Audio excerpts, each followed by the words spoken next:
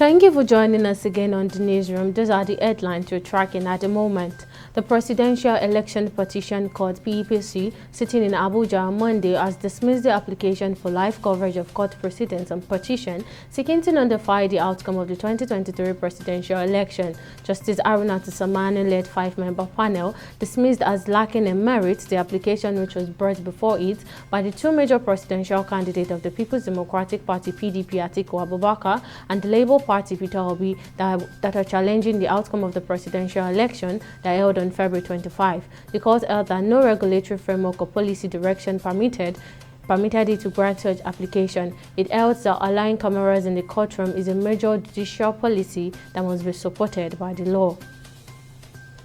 The Lagos State government has called on stakeholders in the transport sector to support the government's policies and programs aimed at promoting the free flow of traffic, safety and security of lives and properties on Lagos Road. The Permanent Secretary of the Lagos State Ministry of Transportation, Abdulaziz Doriola, made the call at the 2023 United Nations Road Safety Week. Doriola said there was a need for concerted efforts from the government and the stakeholders to logically devise means of continuously engaging the motoring public on the need to always maintain their vehicles as well as the political will of the government to enforce where necessary.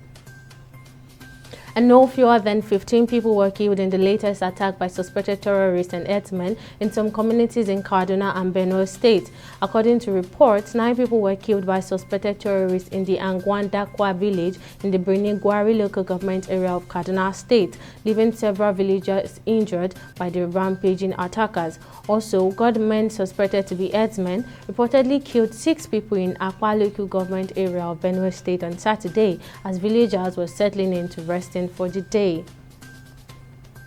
With China's factories reopened and draconian coronavirus measures abandoned, workers are also going on strike at a remarkable rate. This year in China, there have already been at least 130 factory strikes, more than triple the number in the whole of 2022, according to the data compiled by China's Labor Bulletin, a Hong Kong-based non-governmental organization. Although China's economy is gradually recovering from the 3 years of strict zero-COVID measures, factories are still struggling. The International Monetary Fund has disclosed that 98.5% of e-Naira wallets have been unused 1 year after the launch of the central bank digital currency. In a report on the IMF's website, there had been no major risks despite initial glitches after the launch of the CBDC about a year ago. Nevertheless, adoption of the e-Naira by households and merchants has been slow and low. The Washington-based bank said the phased approach chosen by the Central Bank of Nigeria, CBN, is to blame and its inability to force usage.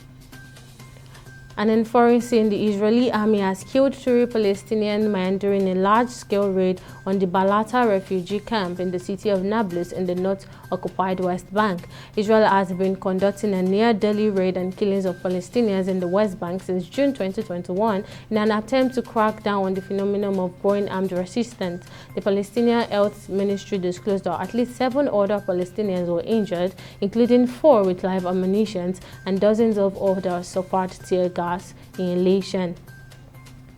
The Nigerian Football Federation has praised the Flying Eagles for their performance against the Dominican Republic on Sunday. The Flying Eagles started their campaign at the 2023 FIFA Under-20 World Cup on a winning note, edging out the Bontant Dominican Republic 2-1 at the Estadio Malvinas Mendoza.